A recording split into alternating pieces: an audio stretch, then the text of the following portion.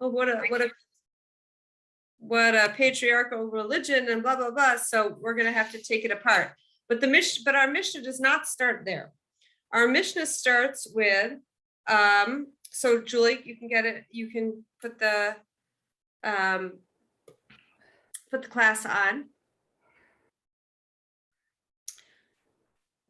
So we will tackle the tougher stuff around the women, although I don't really want to get into a massively long discussion about that. I want to just point out what I think are essential points that could be very easily misunderstood if you read it perfunctorily.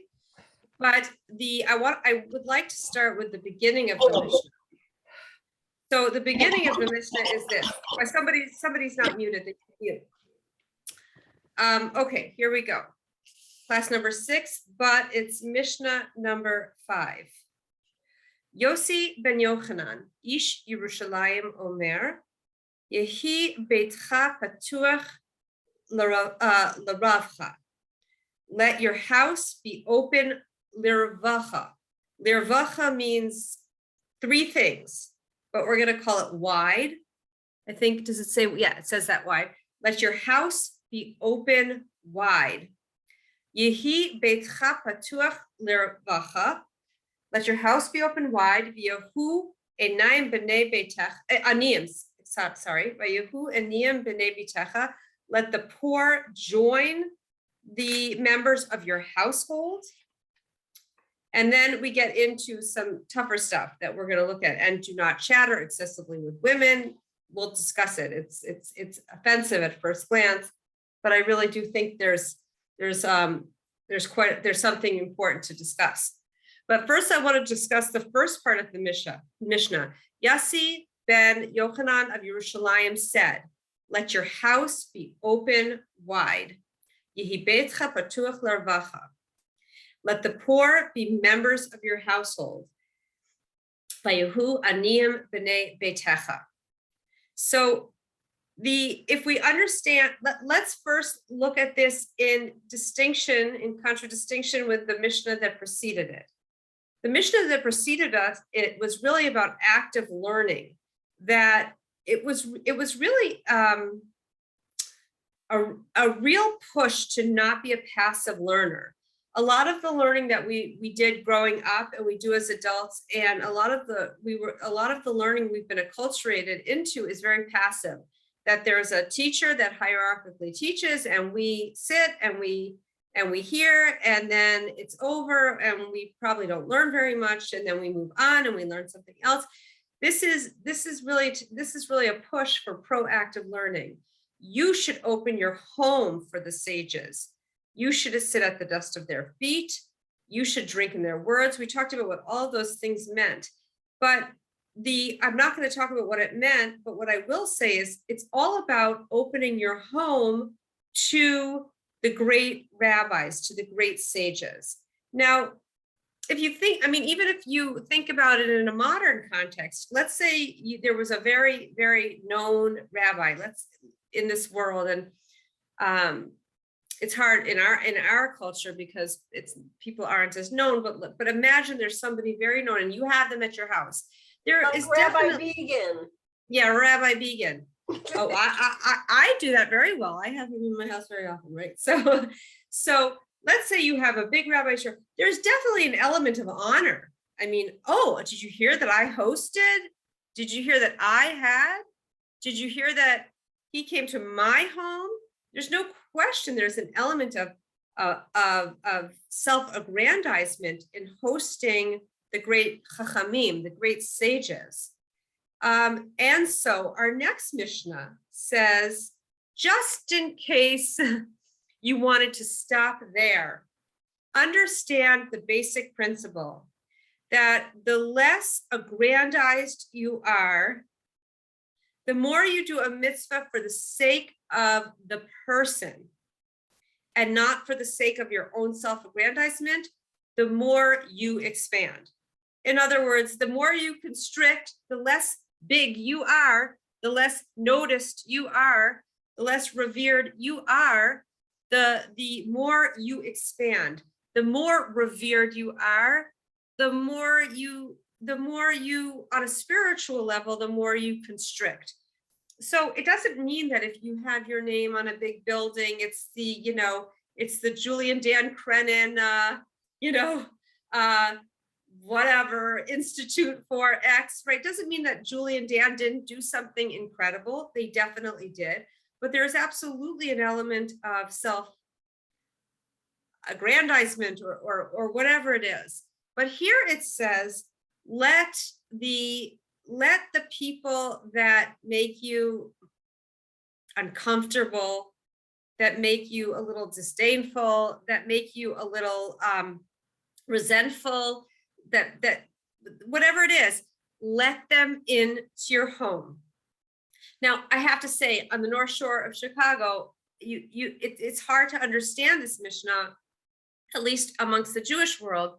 But I can tell you, living in Jerusalem, this is unbelievably relevant, like unbelievably relevant. All around you are people asking for money, and they're not always nice about it. They're aggressive, and they get mad at you if you give them too little. There's a lot of inner resistance to contend with. It's not easy. If you came here for 3 months and you lived here, and you were constantly in the old city, and you were constantly at the Western Wall, and you were constantly in certain areas, you went to shul every day, you would see that there's a lot of asking, there's a lot of people, and they get frustrated. A whole host of resistant emotions come up. It's enough that there is a sense of boundary, and you feel it very, very much here. And I'm imagining that in the times of the Mishnah, there were many, many people who had tremendous need, and it's not simple. You give, but you don't necessarily want to engage too much. You give, and then you try to give, and then you don't have anything left, and so you don't get whatever it is. But this is saying something totally different. Open your house wide and let the poor be members of your household. This is so challenging. We all know that when it comes to our own children, we would do absolutely anything for them, even if they drive us crazy, even if we're really struggling with them, even if we don't have a good relationship with them, we would do anything for them. They could be totally rude to us, and then the next morning, we're still going to give them money for their trip. We're still going to make them breakfast. We're totally committed to them. To a very, very large degree, the members of our household, our children, their behavior, our love for them, our commitment to them is not even conditional on their behavior. That's the nature of the parent-child relationship, that a parent can struggle with frustration or disgust or shame or anger toward their own children, but they're still going to unequivocally, unconditionally be there for them. And here in our Mishnah, we see, open your house wide for the poor and let them be like members of your own household. And again, we know that the nature of the relationship with our children, the members of our own household, even more than our relationship in our marriage, the relationship with our children is that it's absolutely unconditional, that no matter what they do, even if we're angry, even if we lose it or we don't like our own behavior to them, we're still totally committed to them.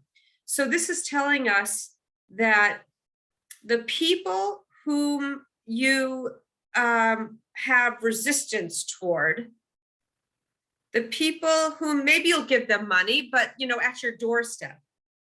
Here in Israel, a lot of people come to your house, come to whatever it is. But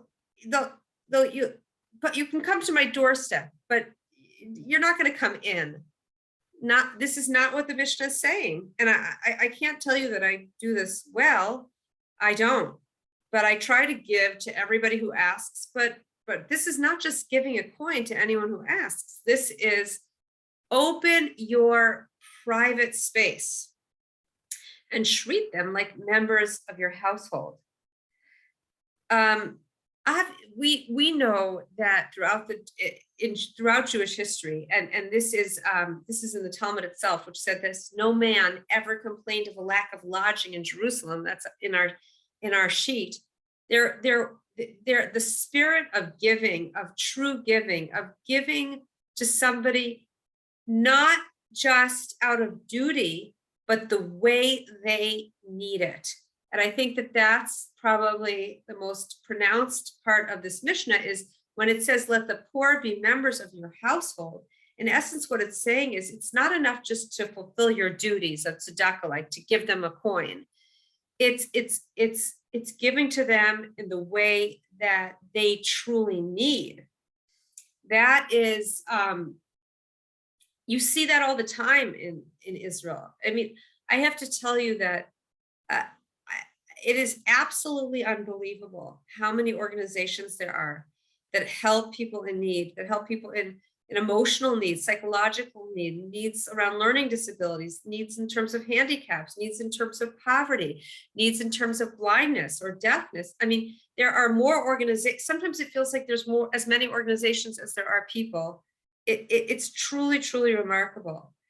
But so that is, it's I think if I had to say some of the things that are the most powerful for me, that's one of them, is just how many organizations exist in Israel to truly meet the needs, to give, Lynn does know a lot of them, to truly meet their needs and give them kavod, give them the honor that of self-expression, of not just like doing your duty, but actually giving them what they truly want, which is to be recognized, which is to be validated, which is to be seen. It's absolutely remarkable. But at the same time, we're always fighting a part of us that just doesn't behave that way. There's a story that Rabbi Dr. Abraham Twersky, alav shalom, of blessed memory, he tells the story of the famous Rav Elimelech and Rav Zusha, who once upon a time, long ago, were very, very poor and unknown, and subsequently they became very great. So when they were unknown, they came on, schleppers. They came to a town, and the only person who would have them was the local Melamed, the local teacher. He had them, and he gave them lodging, and he gave them food, and nobody else paid them much attention. But subsequently, they became quite well known, and they arrived at that point in a carriage, in a nice horse-drawn carriage, and it was clear that they were big rabbis. And the big macher, the big, wealthy man of the town came out and said, Rav Elimelech, Rav Zusha, I'm so happy to host you when you stay in our town. And Rav Elimelech and Rav Zusha said, we're going to stay with the Melamed, the simple teacher, because before he knew who we were, he treated us like kings. Before he knew who we were, he did the right thing. So that, it's hard to really necessarily make this relevant for our day and age, especially in America, but you can extrapolate and you can apply it, which is, you really can apply it. And this is very interesting, because when it says, let the poor be members of your household, ani, it says here, if you go down a little bit on the sheet, ani, poor, it means poor, but it doesn't only mean poor. It means anything that a person feels they're lacking. Maybe they're lacking love. Maybe they're lacking attention. Maybe they're lacking someone to listen to them. Maybe they're lacking someone to ask them about how they're doing. Maybe they're lacking money. Maybe they need a little assistance. Maybe they need anything. We know this from David HaMelech, King David, who says, David HaMelech is saying in Psalms, I am poor and suffering. Now, anyone who knew the story of David HaMelech, King David was not financially poor. He was very, very rich. But that shows us that poor, it means that we're all facing battles. Some I think maybe it was Toni Morrison. I can't remember who, we all know this phrase. We all know this quote, but I can't remember who said it, that everybody is facing a battle that we don't know about. I can't remember who said it exactly. So the bottom line is we're all poor. We all are struggling with something. There's some area of our life that we're lacking. So if we go to the Mishnah again, the top, Julie, just go to the top again. If we go to the top, we can really read it. If you take King David's phrase, I am poor and suffering, he was not poor. It means I'm going through something, I'm struggling in some way. We can really read it as Yossi ben Yochanan of Yerushalayim said, let your house be open wide and treat people like you would treat the members of your household. Maybe even better sometimes. Maybe even better sometimes. But I think that because we all know that sometimes we treat the outsider better than we treat members of our household. Sometimes we're crabby and cranky and don't have a lot of patience for the members of our household, but for the outside world, we have tons of patience. But I think what it's saying here is, just like you are unconditionally inclined to find the good, see the good in your child, even if you're struggling with them, you're still going to show up for them. That's how we should relate to people, because we're all poor. There's some aspect of lack. Everyone is, maybe someone, to get a prize, someone can find the author of this quote. Everybody's facing a battle that we don't understand, that we don't know. So here we have, be there for them. Try to figure out the basic need that they have, and try to be there for them. Some people have a need for some attention. Some people have a need to feel loved. Some people have a need to feel understood. Some people have a need to be valued. Listen to them and try to understand their need and treat them as you would treat the people who you're unconditionally committed to. So these are just ideas about the first part of our Mishnah is really about how to live and how to be a giver. And it really, our whole history as Jewish people, it was ingrained almost in our DNA to care about the stranger, to care about the suffering, because we ourselves, as it says in the book of Deuteronomy and the book of Devarim, we ourselves were strangers in the land of Egypt. Love the stranger, for you yourselves were strangers in the land of Egypt. In other words, you had to know what it felt like. You had to have it ingrained in your psyche so that you should know that other people, that the kind of things that you need, it can be the smallest thing. Today I took a bus and I could not find my mask. I just couldn't, when you take a bus, you wear a mask.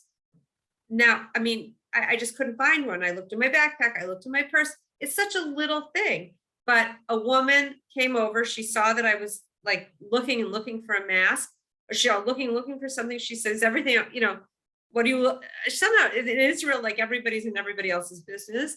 Everything okay? And I said, I'm looking for a mask. I can't find one. And, she takes out a package of unused masks and she said, no problem, take one of mine. It's even if you can't find your mask, just for you to be consciously aware of what people are lacking and to meet them there, to be there for them. Again, I'm seeing it in real time in such a powerful way. Most of you probably know we've had a series of terrible, terrible pieces of news. Today we had a horrible incident, or yesterday, or whatever, in Waukesha, Wisconsin, which was literally 12 minutes away from where I lived and Sue Gottlieb's daughter lived in Milwaukee. Waukesha is very close. And then the day before that, we had a terrible, terrible incident in the old city of Jerusalem, where a terrorist killed and hurt others and killed one 22-year-old boy.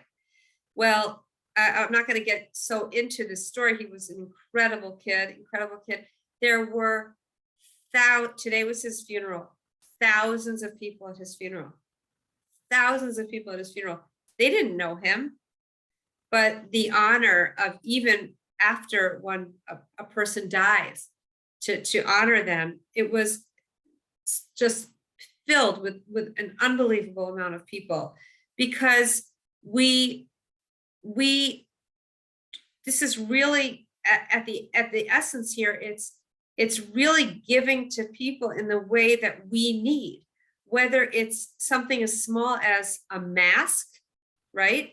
Or something as large as being there at their funeral. It's a wideness, it's an openness. It's that the less important and absolutely, central I make myself, the wider I am, the bigger I am, the less it's about my thoughts or my agenda or what I think. Does this person deserve this? Does this person not deserve this? It doesn't matter what I think. The more I constrict, the greater I am. And that's one of the meanings of the word wide. Let your house be open wide. Yehi beitcha patuach larvacha. Let your house be open wide. But Julie, go down. The word lervacha means different things. Thank you so much. So the word revacha, it means wide, but it also means a profit.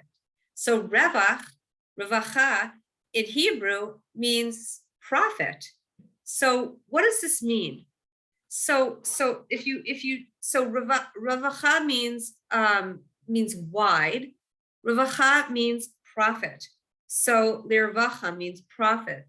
So let your house be open like a profit, or for a profit. So the way we understand that is, we all need to make a living, and we all need to take care of our families. But what people would do to make a profit, the obsession with money, the centrality of money, what people do to be successful financially, to make money. So here what we're saying is, what if your mitzvahs, what if your kindness, what if your awareness of other people, what if the good you did in the world was as important to you as making a financial profit? What happens when a person shifts their mindset, and learning Torah and kindness and doing good in the world, those become the real currency? Like, think about how people run after money. Think about how people run after deals and money. And what if we saw that, like, real profit lay in a totally different place? That money is very important, but ultimately we cannot take it with us into the next world. It is very fleeting. It's very important to have a modified relationship to it, which is we have to do our due diligence to support our family and be responsible and give tzedakah. We have to, but at the end of the day, what we're real, or we have to support our families. We need to be responsible and make our due diligence, make our due effort in our work. But the real currency is in the things, are in the areas, the spiritual areas that we can take with us into the next world, that are not dependent on our physical lives, that don't end when we die, but go on to live with us eternally, our good deeds. If we really meditated on that real currency is kindness, is mitzvot, is connection to Hashem, is prayer, is good deeds, is controlling your speech. If we really understood that that's the real currency, we would run after it. And that's really what we learned from the story of Abraham in Parshas Vayera, which I think is the fourth parsha, which is absolutely incredible. You see that Abraham, who really is the forefather of the Jewish people, he gave us our spiritual DNA. You see that Abraham literally ran after kindness like you'd run after money. We understand that his tent was open on all four sides so that guests would know that they were totally welcome. You saw that when God takes the sun out of its sheath and makes it very hot so that guests don't come while Abraham is convalescing after his circumcision at a very old age, that he's very distressed because he wants guests. He wants to give, and he runs after guests. And when he sees these guests who are really dressed like bums, basically, pagan bums, who are really angels, but dressed like itinerant homeless people, he runs after them. He runs after them to do kindness because he understood that real ravacha, that real profit are good deeds. So here what it's saying is, let your house be open. That's the real profit. Let the poor, or let anyone who has needs, treat them like your children. You're always worried about your children. You're always concerned about them. Even when you don't need to be concerned about them, you're worried about them. You always have their best interest in mind. You're always unequivocally there for them. Treat other people that way. It's your profit. Chase after it like you chase after money. Rabbi Bunam from Ethics from Sinai, he wrote a beautiful book on Pirkei Avot. He says, let your house be open wide for profit making. Your entire approach to the mitzvah of hospitality should be with the same verb, the same spirit of dedication and punctiliousness with which you do your business. Let your home be open for the spiritual profits implicit in this mitzvah, for the divine blessings in store for those who fulfill it. I don't know if we can all be on that level. I certainly am not. But if you just grow a little bit from this, which is, some of us are, run after money. Some of us don't, but whatever you run after, maybe home decor is very important to you, or maybe being in shape or beautiful clothing or whatever it is. Think about whatever you kind of focus on and think about or run after. What if you were to take just a little bit and do the mitzvahs with that sort of myopic drive, even one mitzvah?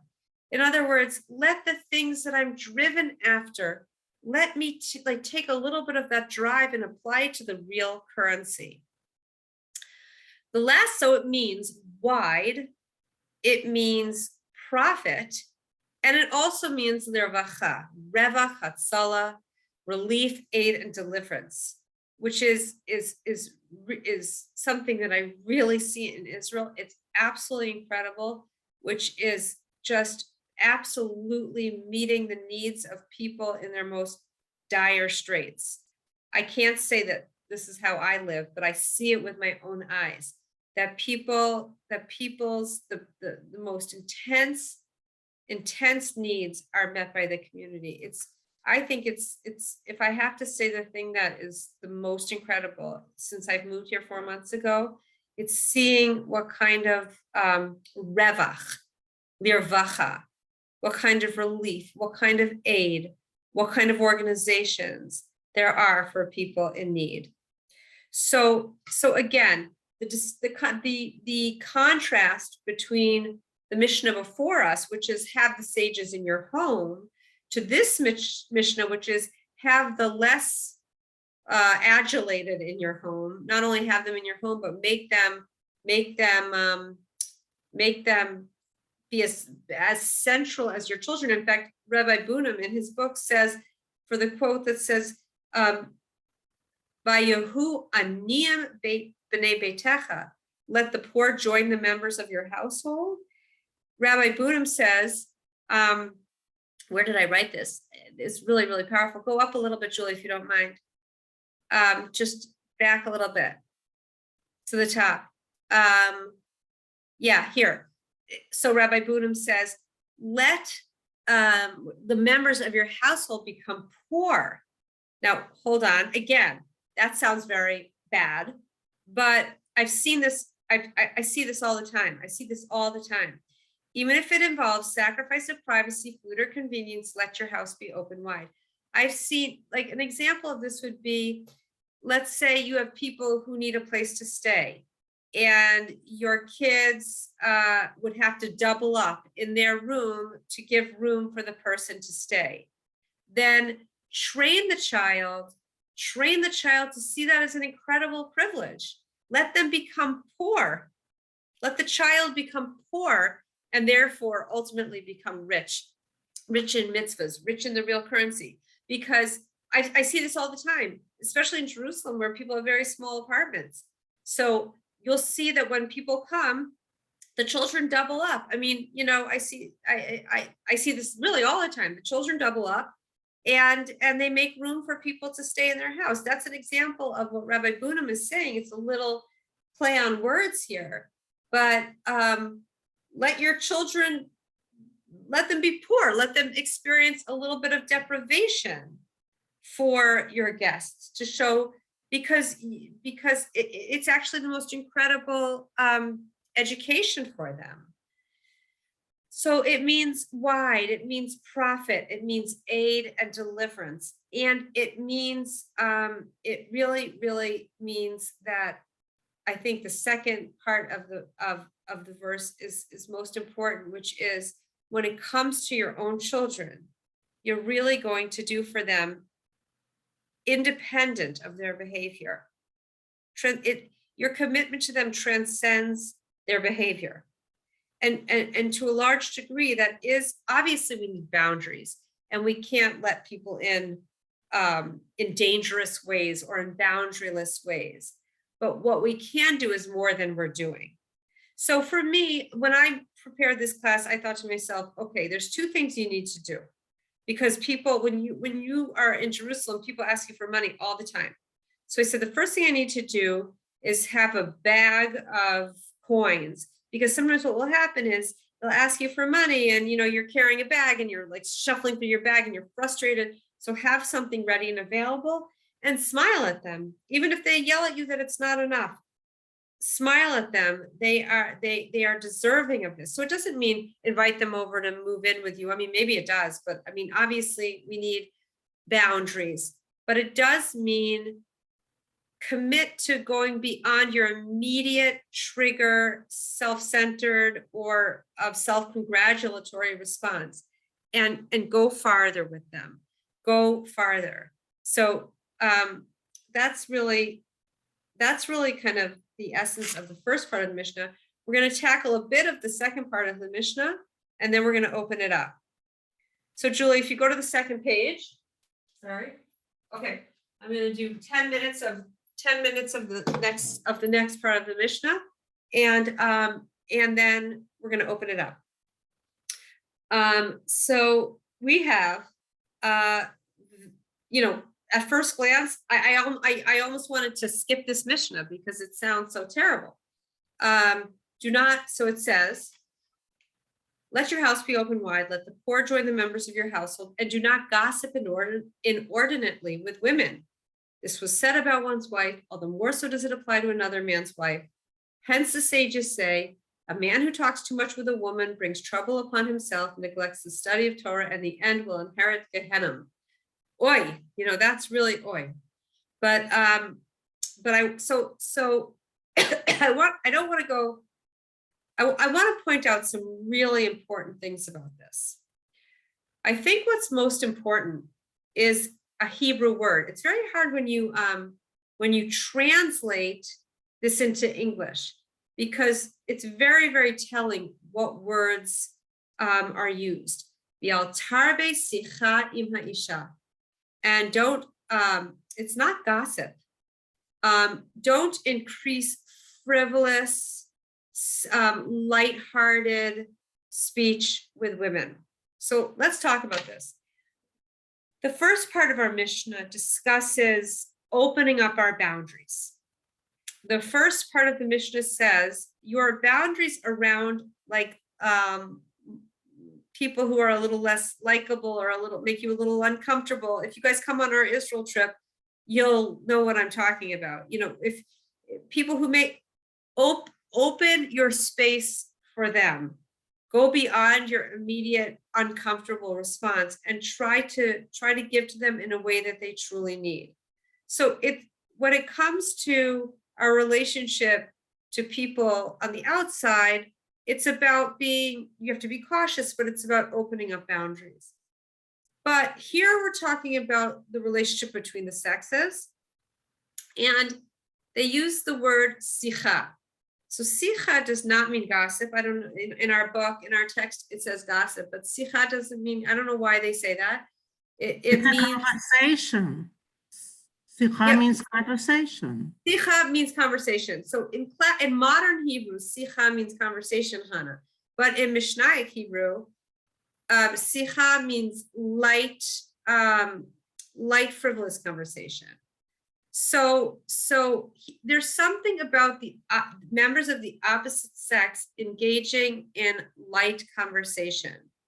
So I think something that I've read multiple times in multiple sources, and I think there's truth to it. I think it's very important that you recognize that we wear the lenses of our era, but this was written so long ago, but that doesn't mean it's irrelevant. It doesn't mean it's antiquated. There's a message here, which is that really, in essence, the first part of our Mishnah is talking about something that every young person knows deep down in their heart, which is that there's not really such a thing as a platonic relationship. Okay, when you're in our stage of life, or in our 50s, 60s, 70s, maybe, but platonic relationship is not really a concept among the sexes, and to be very, very careful with the light conversation that creates intimacy where there is no real intimacy.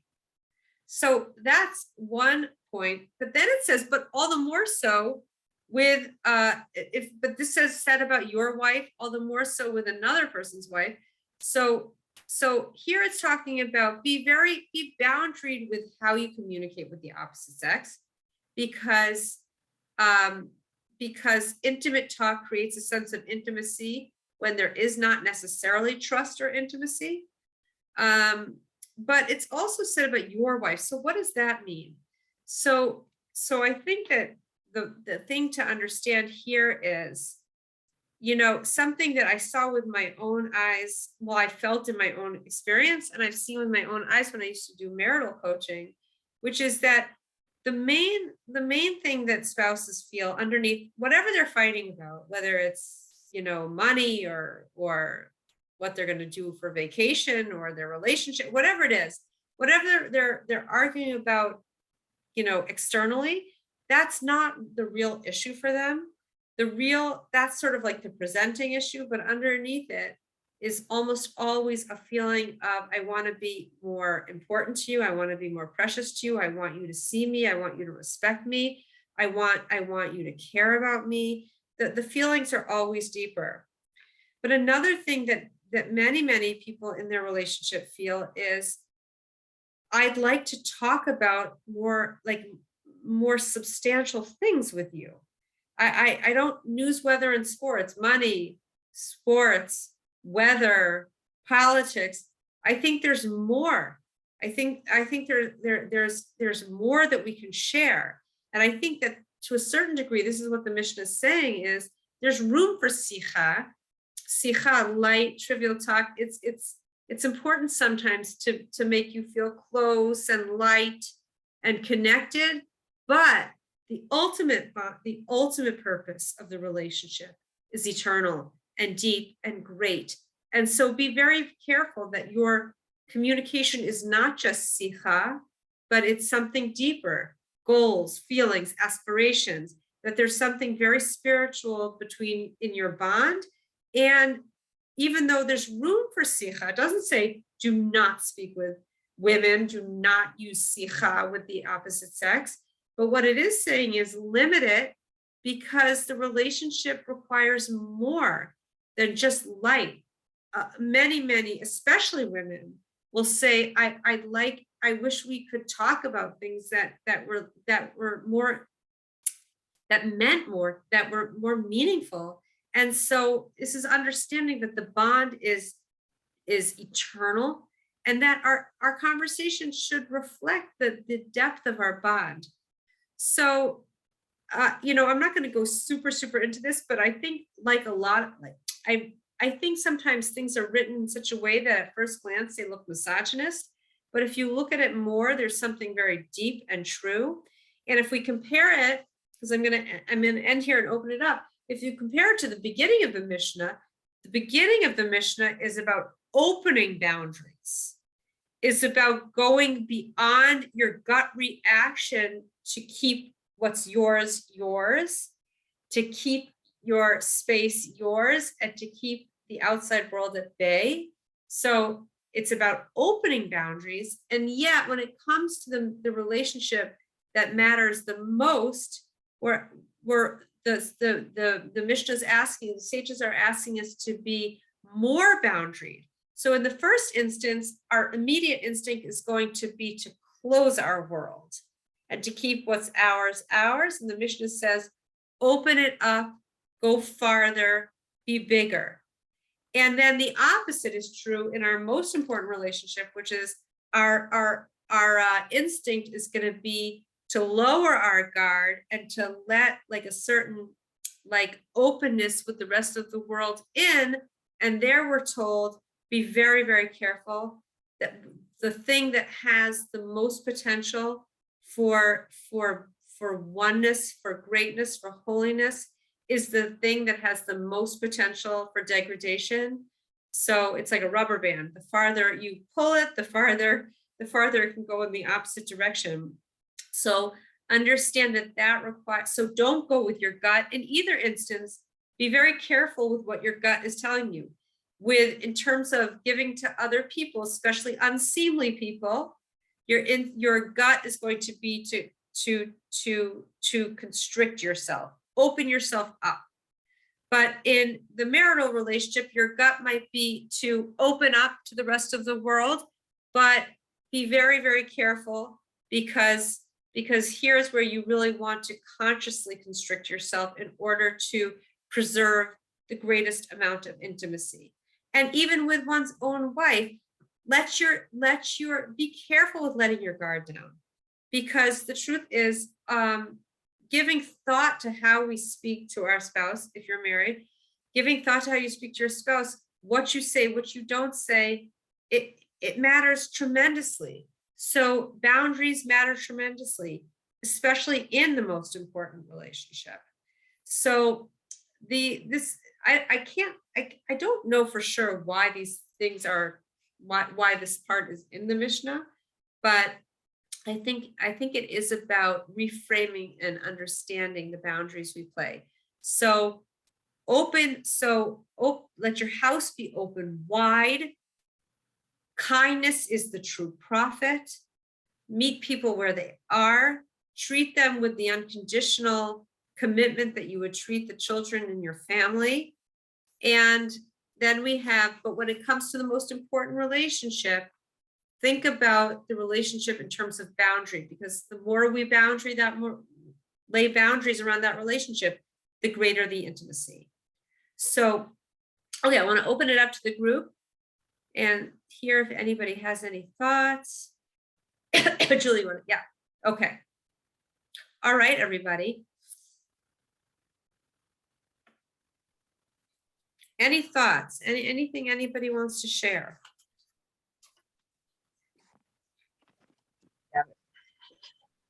I hear somebody. Is it you, Nadine? Yeah, I said, I get it. I have these conversations with some people, and I get this, what you're saying. I truly get it.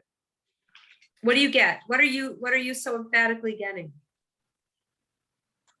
That you have to put in a lot into your tips, and you can't let things get carried away. And no matter what your close people do, like your kids, Your kids are your kids. I mean, just the way you phrased everything, I mean, everything makes perfect sense. It's So not what are easy. you pulling out of it, Nadine? What for your own life? What are you pulling out of this? It's not easy to stay within the boundaries.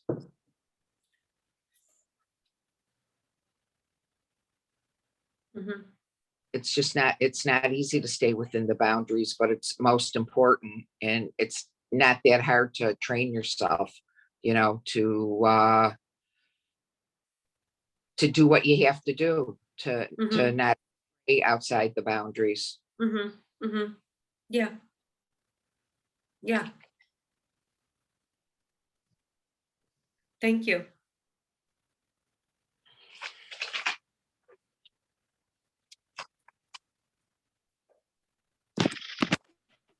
Anyone else? Ellie? It's Yeah, who's Beverly. that? Beverly? Hi, Beverly. Hi, I've got a question with regards to the coins that you always have to have The available. what? The the what? coins, the coins. Oh, the CO coins. Yes, that you feel that you have to give. And one time I attended a class on this issue, and they were saying that the speaker was saying, no, it's like the fish in the pole, and the fish in the Norwegian attitude of you don't give a person the fish, you give them the fishing pole. Yeah. In this case, with regards to this mission, they were saying that you don't give to someone because you're not encouraging them. Because in Judaism, it's not just to give if someone isn't trying to make their life better. But you So can't know. Who are you? How do exactly, you know? exactly. Oh, So- okay. Go on. Sorry. So the question is, how do you know? So, are you doing the right thing by giving the person, a McDonald's sandwich when he's standing and not trying to get a job? How do you know? So in other words, they were saying, when you give where, like you said, it's their need, but you have to not just give willy-nilly. So how do you decide? Okay, wait, let's break this apart. So you're saying let's just get your points in order here. So I'm saying, let's say you're in New York City, where this could happen, or Chicago, big cities, where Yeah. people can stand on a corner with their cup, and you don't know if they really do need it, or by the way, some of these people have been followed down to Florida during the winter time, and they live very nicely down there. So that's just it. You feel like a fool just giving to someone who really is pretending to be in need and isn't. Mhm. And so you're really not helping that person to give in that kind of situation. So okay, so people are raising their hands. So, okay, hold on, Beverly, because people have things to say. Yeah, we've got Paula, Marilyn. That's the hands that I see. Paula, yeah, unmute yourself.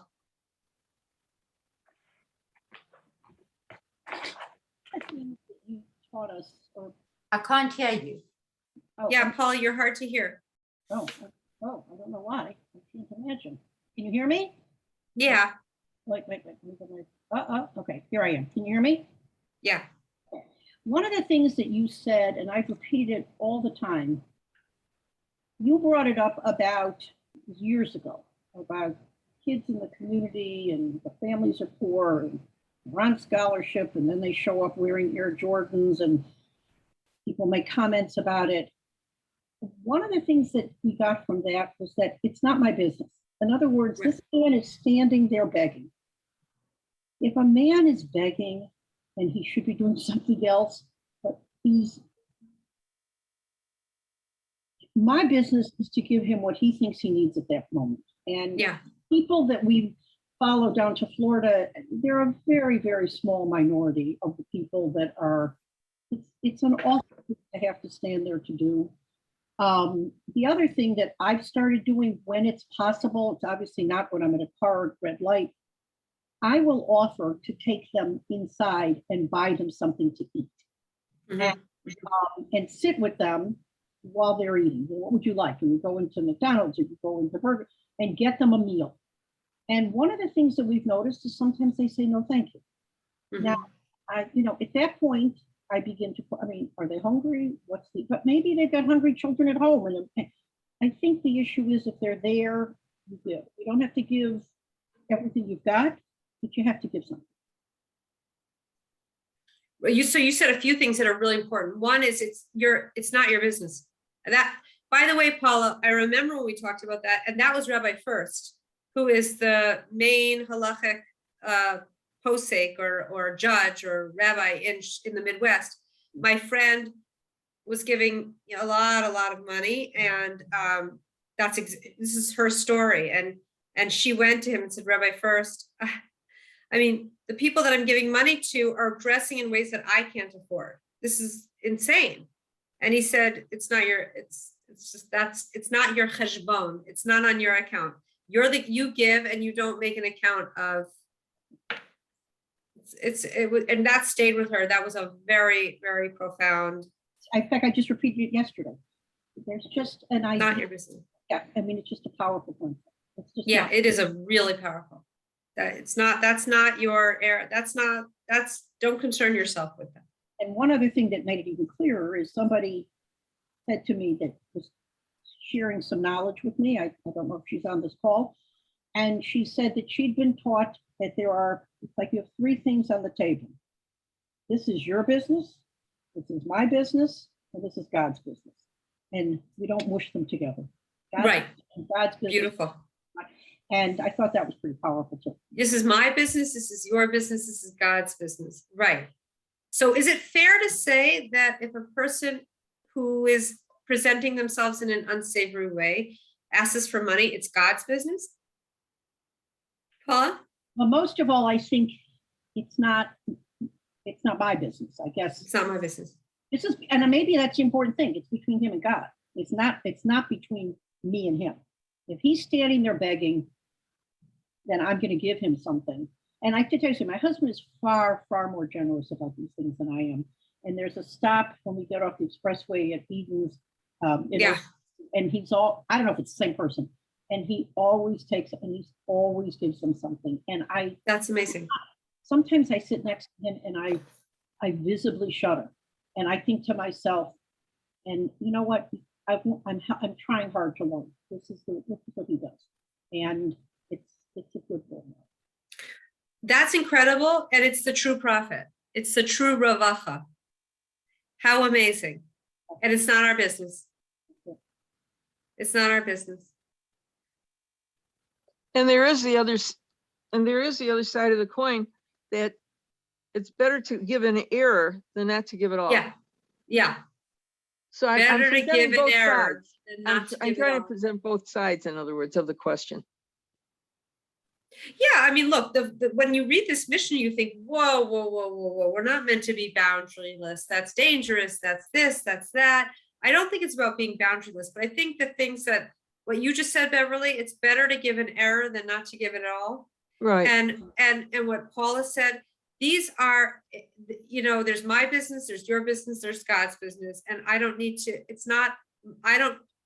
that voice in my head that says I shouldn't give to him because I don't need to give that attention because that's not my area of business. These are amazing and very profoundly Jewish ideas of how to relate to people in need. So thank you for both of you for that. I think Marilyn, you wanted to say something. Yeah, I just wanted to say, well, first of all, Paula, that was said so beautifully. That's exactly right. And you know what? In the end, it's not going to do anything to us if you gave it to the person that's going off to get drunk or that's going down to Florida or whatever it is. And I know I told you once before, like I have these packets of food, and especially at this time of year that I keep in the car. And what is so wonderful about this anyway is it's also now I get my grandchildren to help me prepare these packages. So they learn that also. And more than that, I'm doing it for me in the end, right? I Right. feel better when I give it to these people. I can't Right. stand seeing them there because they've got to be cold. Even if they can go down to Florida, they are freezing while they're standing there, for example, in this freezing cold weather. They are having to reduce themselves by standing there for begging, even if they've got $1 million in the bank somewhere else. There's a reason why they're standing there, and it's true. Yeah. I might be giving them food and they really wanted money to go and buy some Right. vodka. I'm doing what I can do. Not only do I really try when I give them good luck. I hope everything goes better for you. Say a nice word, give a smile, whatever it is. It's only in the end to our benefit, even Well, more Marilyn- than to their benefit. And that's buried in the Mishnah. Exactly what you said. When you say, Yehi beitcha patuach l'ravacha, let your house be open, it's for your expansion. That's It's right. exactly what Marilyn says. I mean, this verse can be read in so many different ways, but one of the ways it can be read is exactly what Marilyn is saying, that in the end, she feels better. It's how God made the world, that when we give, we feel better. That's how the system of giving and receiving perpetuates. Yehi beitcha patuach. Let your hand be open. Let your house be open. Open up your boundaries. Open up your intrinsic, your triggered selfish response. Open it up. It's lirvacha. It's for your expansion. You will be bigger, better, happier. It's for you. It is for you. So that's buried in Marilyn. Marilyn's point is it's a way of when you read it in the Hebrew, the way Hebrew is constructed is you can say it in a lot of different ways and it means the same thing. So here it means let your house be open. It's for your expansion. Right. It's for your greatness, for your happiness, for your well-being.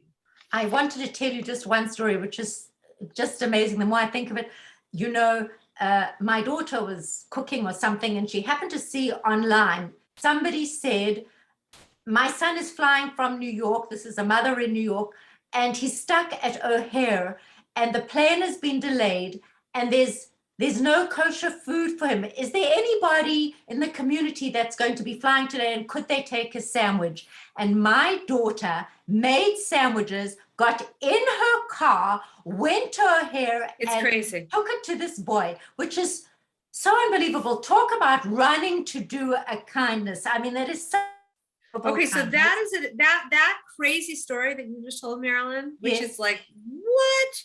Right. That's actually what it's saying. Let them join, let them be like members of your household. If your child were in the airport and they ate kosher and they had no kosher food, you would find a way to get it to them. So the story of your daughter is like, most of us are like, really, seriously? But that's actually what it's saying. Make sandwiches and bring it to the airport. I mean, obviously you have to everything in its proper balance. But what your daughter-in-law, what she did, which sounds so almost boundaryless or crazy, like what? Or really nice, but also a little crazy. Right. It's actually what it's telling us, because you would do that for your child. So yes, And you they have to- became very good friends after this. She was even invited to a bar mitzvah. I mean, she didn't know these people. right. And it's just Amazing story. It's just unbelievable. And I'm Amazing not telling story. which child it is, but really, because I was so proud of her when I heard that story, which happened. She told me only afterwards, kind of thing, but it's an amazing thing. And It is an it's amazing wonderful. It's an amazing thing. I just want to add one thing. Marilyn, you just said the perfect thing. I never know what, thank you. Your comment, I hope things go better for you. That's just a perfect way. I'm usually handing them money and say, please buy yourself something to eat, i.e. don't buy drugs or liquor. That's also not my business. What I need to say to them, I mean, that's kind of an ugly thing to say. What I need to say to them, I hope things become easier. That's just Mhm. a Yeah. perfect.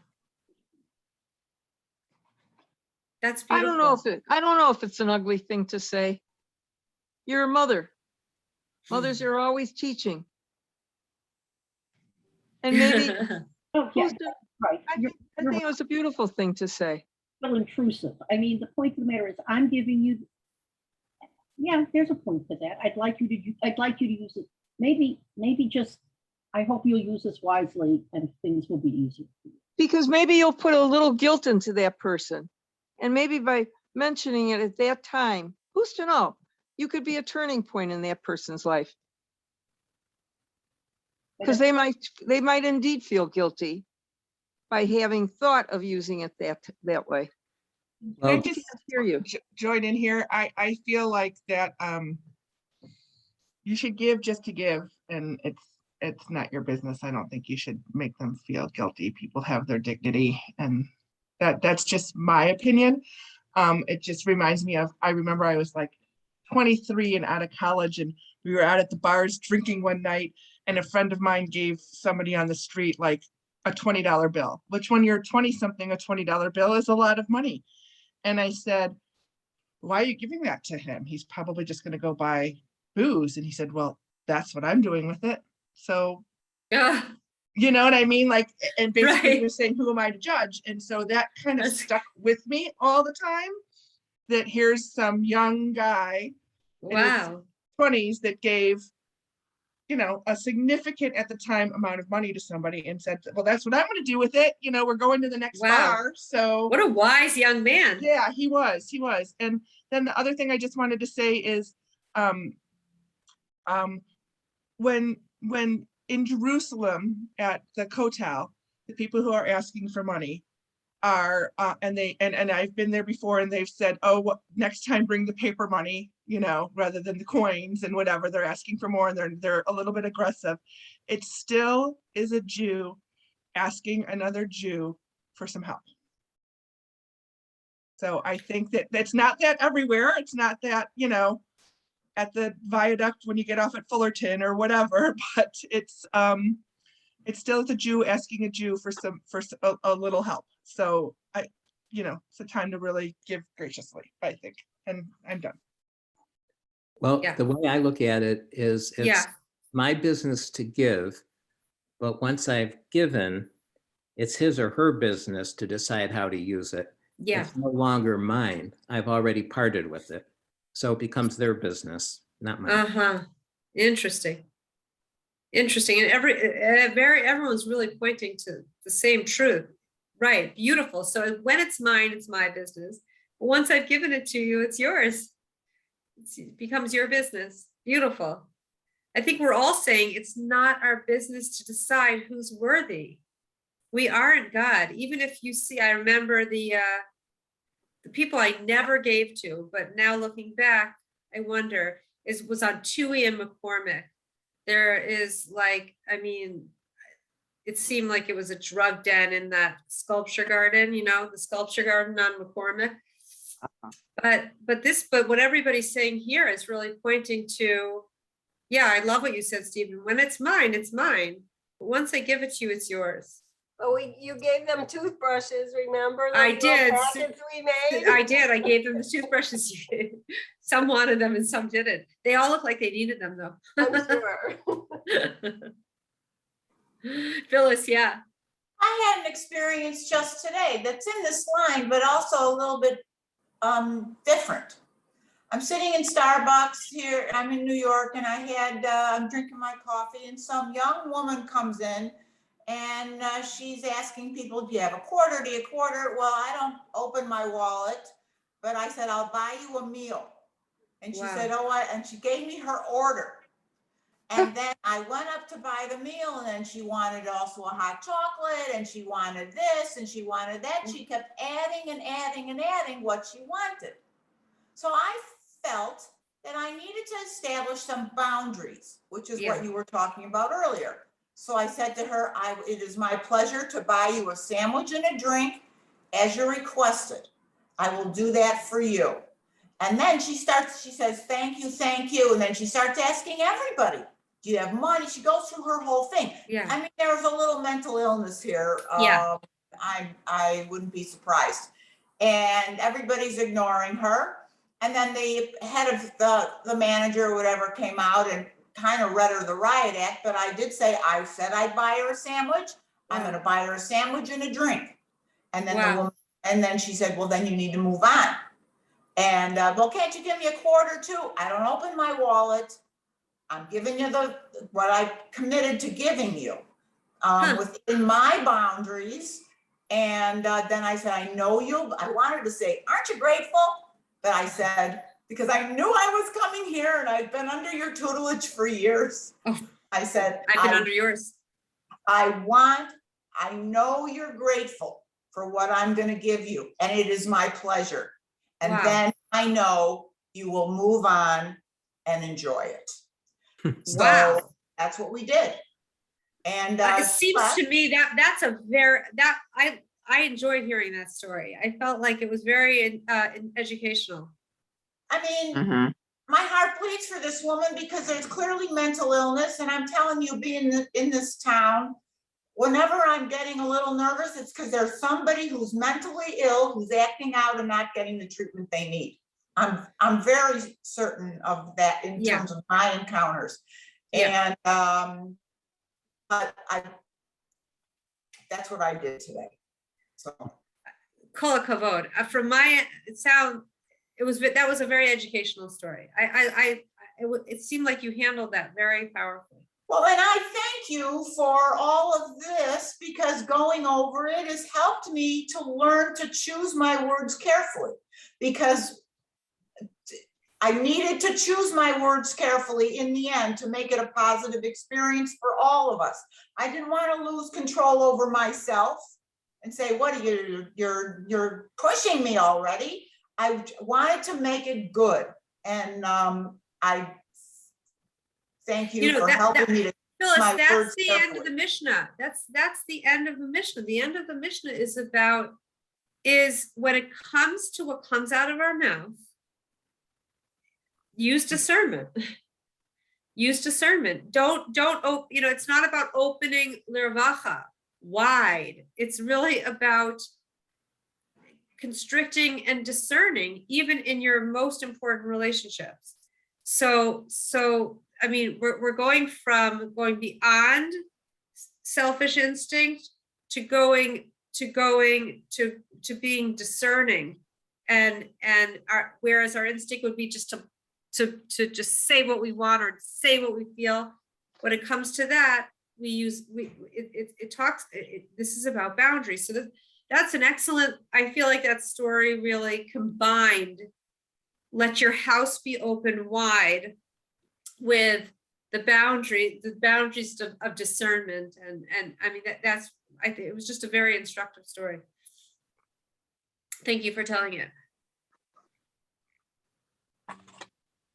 All right, everybody. This was a great conversation. I learned so much. Also, just hearing, anybody else have anything else they want to say? Because it's really powerful to hear people's perspectives. So Ellie, I don't know if this has much, it's Hannah. Hi, Hannah. Hi, I was in Budapest, I think it was in Budapest, and people that, what do they call them? Panhandlers that ask for donations, they're very embarrassed. So they sit on the ground and they cover their faces. Like they Wow. bend down. Here, I'll put myself on here. Okay, they go like this because they want people to see them. And they have a box, where people just put money in. So it's really interesting. And so another story I have is one of my friends from Highland Park, Karen Kastner.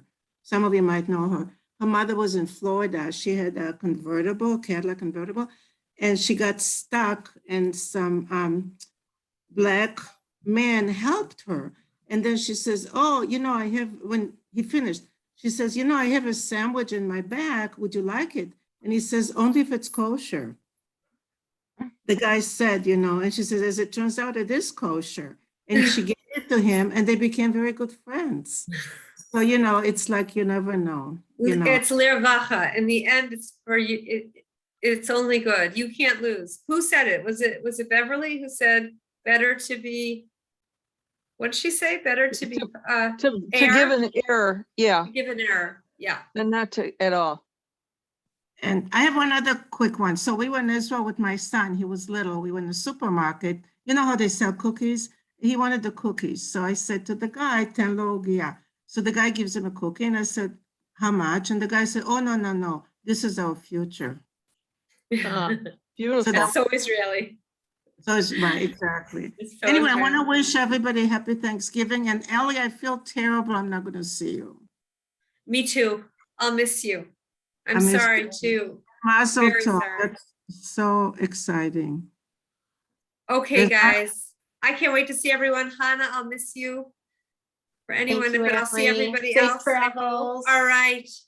Safe Have a travels. Love you. wonderful Thanksgiving. See everybody soon. And thanks for a great class, guys, and great Okay, conversation. להתראות, נסיעה טובה. להתראות. תודה רבה. Safe Bye. travels, Thank you, Allie. Allie. Thank Safe you. travels. Bye, guys. Thank you. Don't open the Bye-bye. windows. Don't open the